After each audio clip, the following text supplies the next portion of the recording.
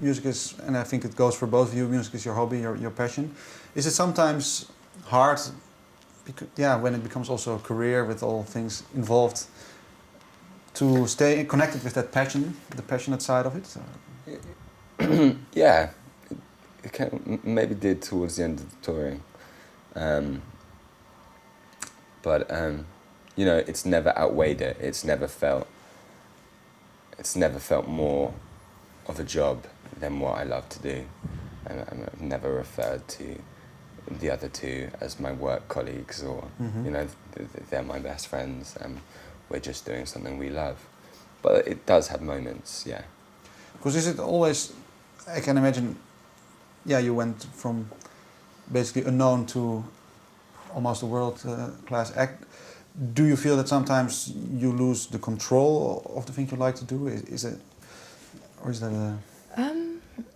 Well, I think it's safe to say we're all control freaks. So when it comes to the music, when it comes to the artwork, when it comes to the live show, the merchandise, everything I feel very passionate about. And I think we're in a lucky position that our label and the people we work with let us have that control. I'm sure not everybody can be as involved, and I think there's a level of trust between us both. And I feel very pleased that we can be so involved in all of the decisions.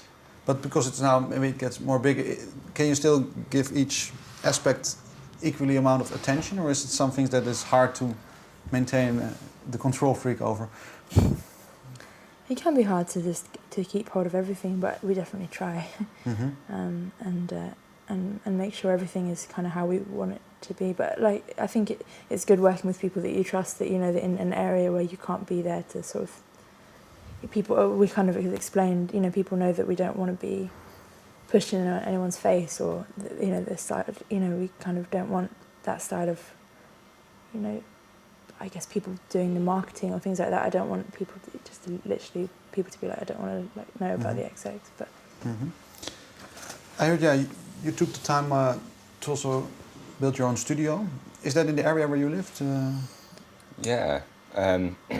The thing is, we could have recorded it anywhere, really. So, because we have such an easy setup.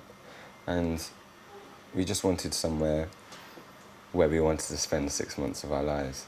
And we found a studio apartment, kind of photography studio, about 10 minutes away from where we all live in Angel. And it has a good vibe. It had a really good vibe. And we covered the place in black velvet to soundproof it. And I spent 15 hours a day in there. 15 hours a day, it got intense, but it was nice. It was a good place to be. Yeah, is it important for you to have the place where you work to have a good vibe? What are you specifically looking for, if I may ask? I guess somewhere cozy, I guess. I mean, when it gets to 4 in the morning, and you kind of just want somewhere that's not too, it's comfortable, and it's nice. It had windows. I think is not a common thing in studios, and a balcony, and a sort of you can sort of get a bit more. You don't feel like you're just trapped in a dark room, which I think was really nice, and it meant that we can sort of keep track of more in the day and the night, where I think you lose track of in a studio. But I think most of all we just wanted privacy and our own space. I think if you get a big studio, you can have sound engineers, people around, and there's a time when it closes, and we just kind of wanted freedom to come and go. And Jamie engineered the album as well as producing it, so it was just the three of us all the time. And it was just kind of our little sort of secret place. Is that something you took from the making of the first album, that you also did maybe by yourself, to have maybe that you together in a small environments, closed environments? Well, when we made our first album, it was at our record labels. They have a garage that they turned into a studio, and it was very much just us and a sound engineer in there most of the time. But because it's connected to the record company, people could come in and out a bit more, and it wasn't like people would change it. They have to change things or anything. It's just that the presence of other people can sort of change how it is. It's just it was so nice to have that complete isolation. and sort of know that it's just you.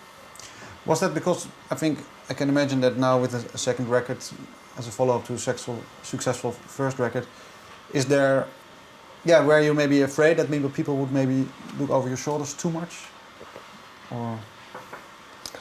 I think we did a pretty good job of being so internal. We kind of, I suppose, blocked that out, and the people we work with are so patient and so good. They kind of like left us alone. I think there was just pressure from ourselves. There really was. I mean, we knew we weren't going to release anything that we didn't love, and it was just kind of pressure from ourselves to do the best we could.